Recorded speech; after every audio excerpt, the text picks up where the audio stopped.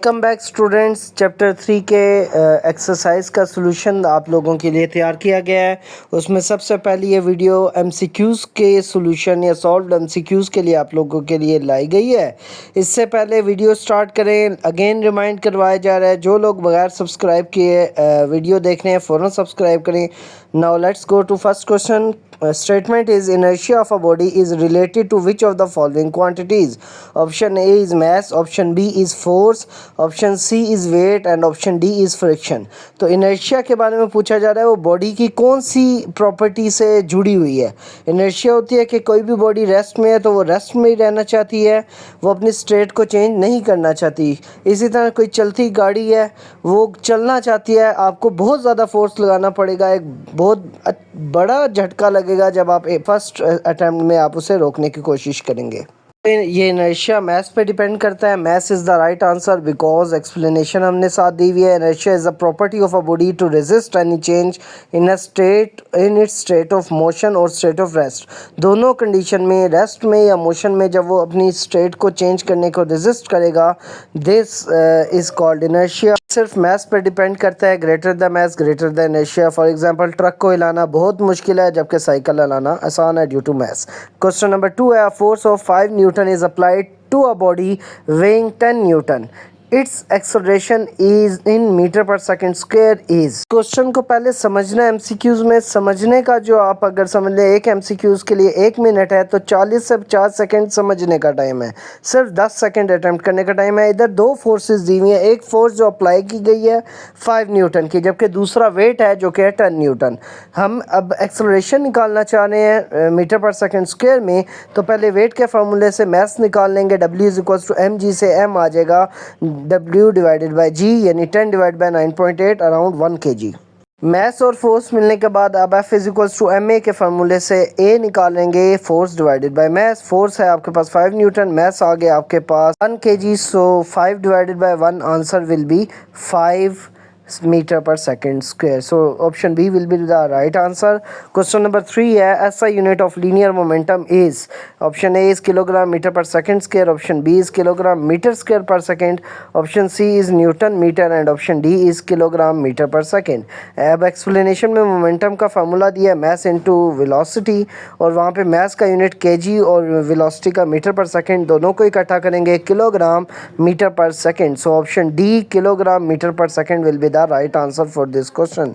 Next MCQs पे हम चलते हैं। स्टेटमेंट आपके पास है, the rate of change of momentum of a free falling body is equal to it's.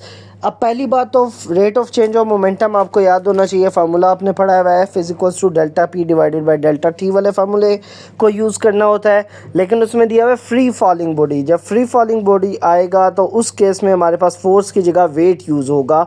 So basically हमारे पास rate of change of momentum जो कि फोर्स के इक्वल होता था, यहाँ फ्री फॉलिंग के केस में फोर्स कौन सी होती है जब फ्री फॉलिंग हो, वो ड्यू टू ग्रेविटी होती है and that is weight. So answer will be weight. Option C will be the right answer for this question. Next statement है, change in the momentum of a body is equal to. पिछले question पे था rate of change of momentum, तो वो आया force के equal. Now आपसे पूछा जा रहा है चेंज इन मोमेंटम, सिर्फ चेंज पूछा जा रहा है। चेंज के केस में आपने देखना है ये फार्मूला बनता है चेंज इन मोमेंटम सिर्फ डेल्टा पी। तो फार्मूला आपके पास था F is equals to delta P divided by delta T. तो डेल्टा पी निकालने के लिए डेल्टा टी को दूसरी तरफ जाके फोर्स से मल्टीप्लाई करवा देंगे। सो इन दैट केस हमारे पास डेल्टा पी यानी चेंज इन मोमेंटम आएगा फोर्स मल्टीप्लाई डेल्टा टी यानी force multiply time, which equals to the change in momentum. So option D B will be the right answer. Question number 6 आपके पास है, a book of maths 5 kg is placed on a table. Now the magnitude of the net force acting on the book is। अब ये हमने बताना है कि कितनी फोर्स बुक पर लग रही है टेबल की तरफ से। ऑप्शन ए 50 न्यूटन है, ऑप्शन बी आपके पास 5 न्यूटन है, ऑप्शन सी आपके पास 25 न्यूटन, ऑप्शन डी 10 न्यूटन। तो वेट का फॉर्मूला होता है एम जी, 5 मल्टीप्लाई जी 9.8 करेंगे तो आंसर आएगा around 15 newton. So option A is the right answer, but keep in mind the table exert an equal and but opposite force, that's why net force जो है 0 होगी, लेकिन table की force 15 newton होगी। Question number 7 है, thrust force is the consequence of which law of motion. तो thrust force जो आपके पास है वो कौन से लॉ ऑफ मोशन की वजह से होती है? First law, second law, third law और फोर्थ लॉ। अल्हम्दुलिल्लाह बहुत से ऐसे काबिल लोग होंगे जिन्हें फोर्थ लॉ होता है या नहीं होता ये नहीं पता, सो उनको बता देते हैं कि फोर्थ लॉ बेटा नहीं होता, सिर्फ 3 लॉज हैं और उनमें ये थर्ड लॉ के अकॉर्डिंग होती है। Thrust like a rocket propulsion works on the Newton third law, जिसमें एक्शन और रिएक्शन होता है। थ्रस्ट बेसिकली रॉकेट को जो वो फोर्स जो रॉकेट को उड़ाने में हेल्प करती है उसको थ्रस्ट कहते हैं। तो उसमें न्यूटन का थर्ड लॉ लगेगा, option C is the right answer. Next question number 8 है आपके पास। A force acts on a body for 2 seconds and produces 50 kilogram metre per second change in momentum, the force is. Again आपके पास अब change in momentum दिया हुआ है और टाइम दिया हुआ है, तो फोर्स का वो फार्मूला यूज़ होगा जो rate of change of momentum के इक्वल है, यानी F is equals to change in momentum divided by time. तो यहाँ पे आपके पास आ जाएगा F is equals to change in momentum है 50 डिवाइडेड बाय टाइम है 2, तो 25 न्यूटन, यानी कि इन चारों ऑप्शंस में से option C 25 newton is the correct answer. So we will move to the next question. Number 9 है आपके पास। At the fairground the force that balances your weight is। एक फेयर ग्राउंड हो, कोई पहाड़ी इलाका ना हो ना ढलवान हो, तो उस पर कौन सी फोर्स आपके वेट को बैलेंस करती है? Option A is gravitational force, option B is centripetal force, option C is electrostatic force and option D is reaction force. Now keep in mind कि ग्रेविटेशनल फोर्स जो है वो वेट को पैदा करती है, उसको बैलेंस या उसको कैंसिल कौन सी फोर्स करती है? जो ग्रेविटी के अगेंस्ट या वेट के अगेंस्ट होगी। Your weight acts downward, the ground pushes upward with an equal and opposite reaction force. So option number D, reaction force is the right answer. Question 10 है आपके पास। When a hanging carpet is beaten with a stick, dust flies off mainly due to. कालीन साफ़ करवाने आप जाएं तो आप देखेंगे कि वो डंडे मार के, पुराना मेथड अब तो पानी से धो देते हैं, वरना डंडे मारने तो कालीन आगे चल जाता है, पीछे डस्ट रह जाती है, वो क्यों नहीं मूव करती? Option A is inertia of carpet, option B reaction force by the carpet, option C is frictional force and D is rate of change of momentum. अब इस केस में आपके पास एक्सप्लेनेशन में क्लियर किया हुआ है कि dust particle tend to remain at rest, यानी अपना इनर्शिया वो लगाते हैं कि वो रेस्ट पे रहते हैं और कालीन आगे। When carpet move suddenly dust gets separated, यानी डस्ट पार्टिकल पीछे रह जाते हैं, कालीन आगे चला जाता है। So this is due to the inertia of carpet. MCQs है आपके पास। A bucket with water is involved in a vertical circle, water does not spill out due to. एक बाल्टी में पानी है और उसे इस तरह वर्टिकली गोल घुमा रहे हैं हाथ से बाल्टी को, तो जब बाल्टी टॉप पे जाती है तो पानी नीचे को क्यों नहीं गिरता? Option A is weight of the water, option B is centrifugal force, option C is inertia of the water and option D is action and reaction. So इसकी एक्सप्लेनेशन में क्लियर किया है। Water tends to continue in the state of motion, क्योंकि नीचे से जब circular motion में आ रही है तो पानी इस डायरेक्शन में, जो ग्रीन एरो आपके पास बनाया हुआ है, इस डायरेक्शन में बाहर निकलना चाहता है, जबकि वहाँ पे आपके पास स्पेस मौजूद नहीं है, बाल्टी वहाँ से बंद है, तो इसलिए पानी उस तरफ बाहर नहीं निकल सकता।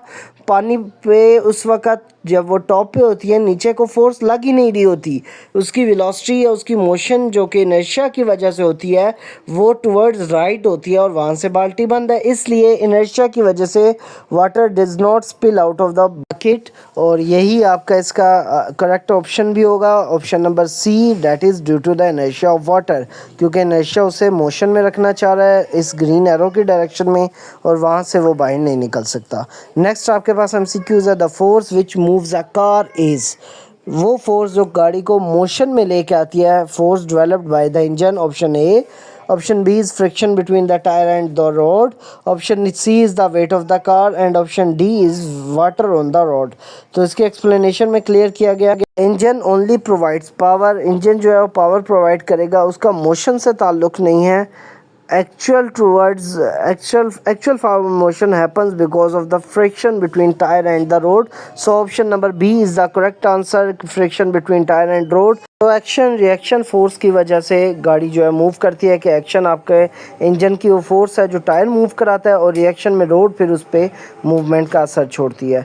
तो basically Newton third law action reaction force की वजह से कार की मूवमेंट होती है। Option B is the correct answer. Next question number 14 है, बुक के अकॉर्डिंगली 12 के बाद नंबरिंग उधर भी गलत है, तो मैंने इसलिए इधर रखी है कि अक्सर स्टूडेंट्स का आता है कि जी वहाँ पे क्वेश्चन नंबर MCQ नंबर 11 नहीं है, नंबर चेंज हो गए हैं, तो बुक के अकॉर्डिंगली नंबर रखे है। 14th नंबर क्वेश्चन जो बुक में है कि 1 न्यूटन पर kg, किलोग्राम के साथ -1 है, per kg is equivalent to metre per second square, metre per second, kilogram metre per second या kilogram per second. So basically formula newton involve है, तो फोर्स वाला फार्मूला होगा।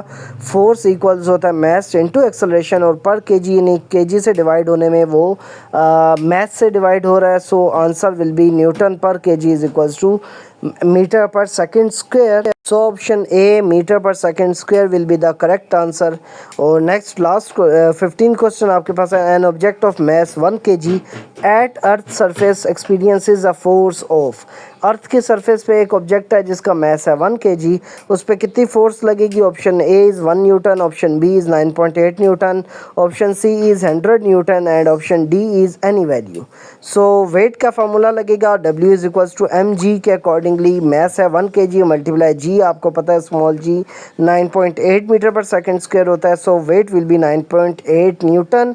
सो according to this information 1 kg mass के लिए option B 9.8 newton will be the right answer. B option is correct. Last MCQ आपके पास है, net force on a body falling in air with uniform velocity is equal to.